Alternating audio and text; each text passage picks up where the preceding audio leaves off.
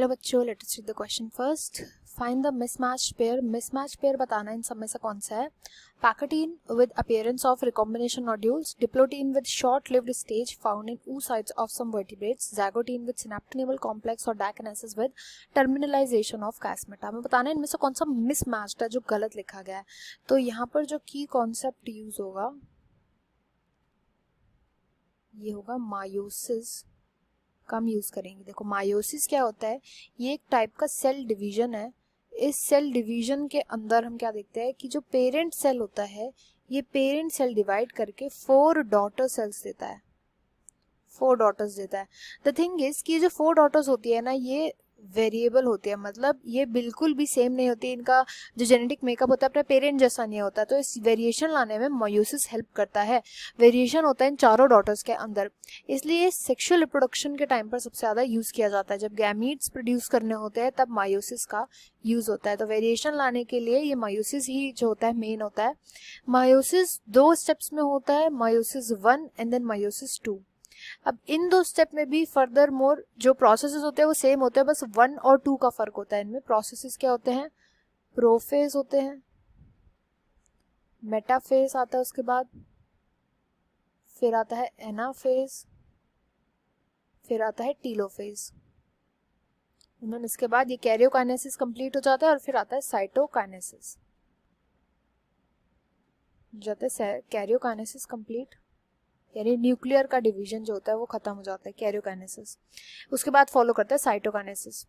अब हमें जो यहाँ पे टर्म्स दिख रही है पैकेटीन, डिप्लोटीन, ज़ाइगोटीन, डायकिनेसिस, ये प्रोफेज 1 का पार्ट है, मायोसिस 1 के प्रोफेज 1 का पार्ट है. इनको हम एक बार थोड़ा डिटेल में देखेंगे. देखो प्रोफेज 1 जो होता है ना वो 5 स्टेजेस में देखने को मिलता है. सबसे पहला होता है लिप्टोटीन, फिर ज़ाइगोटीन, सबसे इंपॉर्टेंट पैकेटीन, फिर डिप्लोटीन, देन लास्ट में आता है डायाकिनेसिस. डायाकिनेसिस एक एक करके इन स्टेजेस में क्या होता है समझेंगे. देखो लिप्टोटीन क्या होता है, यहाँ पे स्टार्ट हो रहा होता है. क्या स्टार्ट हो रहा होता है, यहाँ पे होमोलोगस क्रोमोसोम्स की पेयरिंग स्टार्ट हो रही होती है. क्रोमोसोम्स की जिनको हम अब HC लिखेंगे होमोलोगस क्रोमोसोम को, तो ये पेयर होना स्टार्ट कर जाते हैं, इनकी पेयरिंग स्टार्ट होने लग जाते हैं.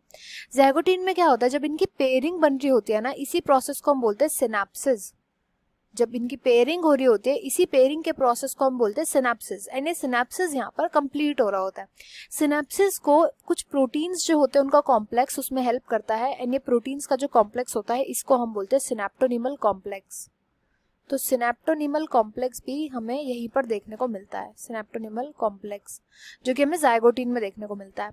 इसके बाद आता है पैकेटीन. पैकेटीन सबसे इंपॉर्टेंट होता है क्योंकि यहाँ पर जो होमोलोगस क्रोमोसोम्स जो थे हमारे उनके बीच में रिकॉम्बिनेशन हो रहा होता है या क्रॉस ओवर हो रहा होता है. क्रॉस ओवर किस चीज़ का होता है, जो जीन्स होता है यहाँ पर उनका एक्सचेंज होता है, या फिर हम बोल सकते हैं यहाँ पर रिकॉम्बिनेशन देखने को मिलता है. रिकम्बाइन करते हैं जीन्स, इसलिए इसका नाम रख दिया गया है रिकॉम्बिनेशन. तो यहाँ पे रिकॉम्बिनेशन देखने को मिलता है, जीन्स रिकम्बाइन कर जाते हैं. अब रिकम्बाइन करने के बाद ना हमें क्लियर एक्स शेप का स्ट्रक्चर जो है आपको दिख रहा होगा, एक्स शेप का ये स्ट्रक्चर, ये जो यहाँ पे स्ट्रक्चर है ये एक्स शेप का स्ट्रक्चर, ये यहाँ पे एकदम क्लियरली दिखने लगता है. इसी एक्स शेप के स्ट्रक्चर को हम बोलते हैं कायस्मेटा. कायस्मेटा. एंड ये कायस्मेटा जो होता है ना ये बिल्कुल क्लियर दिखता है डिप्लोटीन स्टेज में. कायस्मेटा का फॉर्मेशन होता है डिप्लोटीन स्टेज में, बिल्कुल क्लियर दिख रहा होता है. बट ये जो कायस्मेटा होता है इसका टर्मिनेशन हो जाता है, टर्मिनेट हो जाता है, ये जो शेप होती है दिखनी बंद हो जाती है एट डायकिनेसिस जो कि लास्ट स्टेज होता है प्रोफेज 1 का. तो इस पर टर्मिनेट कर जाता है. आप यहाँ पे देखोगे आपको कोई भी एक्स शेप जो स्ट्रक्चर है वो आपको यहाँ पे देखने को नहीं मिलेगा. तो ये टर्मिनेट कर जाता है, ये स्ट्रक्चर जो होता है ये डिसइंटीग्रेट कर जाता है. तो ये था पूरा का पूरा प्रोफेज 1. अब हम आगे चल के इनको देखेंगे कैसे इनकी पेयरिंग हुई हुई है.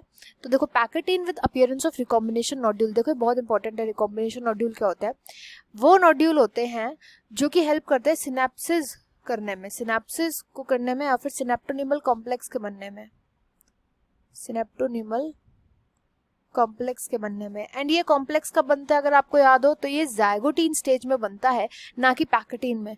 तो ये जो है यहाँ पर वो इनकरेक्ट हो जाएगा, फर्स्ट यहाँ पे रॉन्ग है, फर्स्ट इनकरेक्ट ऑप्शन है यहाँ पर। सेकंड में बोला गया diplotene short lived stage found in oocytes of some vertebrates. होता क्या है कि कुछ ऐसे वर्टिब्रेट्स है इंक्लूडिंग मैमेलियंस जो होते हैं उनका oocyte जो होता है उसके अंदर जो एग्स होते हैं, एग्स जो होते हैं वो कई बारी फ्रीज कर जाते हैं डिप्लोटीन स्टेज पे, और ये तब तक फ्रीज रहते हैं जब तक प्यूबर्टी नहीं आ जाती। तो ये इसी स्टेज पर जो होता है फ्रीज रहता है, एंड देन उसके बाद आगे कंटिन्यू करता है, जो मायोसिस होता है वो आगे कंटिन्यू करता है। तो डिप्लोटीन के साथ ये तो करेक्टली मैच्ड है। उसके बाद है कि जायगोटीन में सिनेप्टोनीमल कॉम्प्लेक्स देखने को मिलता है, ये मैंने आपको बताया था कि सिनेप्सिस होता है, सिनेप्टोनीमल कॉम्प्लेक्स देखने को मिलता है, तो थर्ड जो है वो करेक्टली लिखा गया है।